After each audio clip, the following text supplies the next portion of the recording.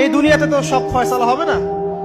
আমরা তো হতাশ হয়ে যাই না যে দুনিয়াতে এমন কেন, এটা কেন, ওইটা কেন। দুনিয়া এটারই জায়গা। দুনিয়া সবকিছুর কনক্লুশনের জায়গা না, সবকিছুর পরিসমাপ্তির জায়গা হচ্ছে কিয়ামতের মাঠ। ওই দিন যে সফল সে সফল, যে ব্যর্থ সে ব্যর্থ। দুনিয়ার বাড়ি গাড়ি, স্ট্যাটাস, চাকরি বাকরি, ইজ্জত সম্মান, এটা সাফল্য ব্যর্থতার মানদণ্ড নয়, চূড়ান্ত মানদণ্ড নয়।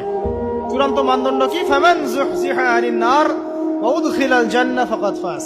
যাকে জাহান্নাম থেকে বাঁচানো হবে, জান্নাতে প্রবেশ করানো হবে, পুলসিরাত পার হতে পারবে, এই একমাত্র ব্যক্তি সফল।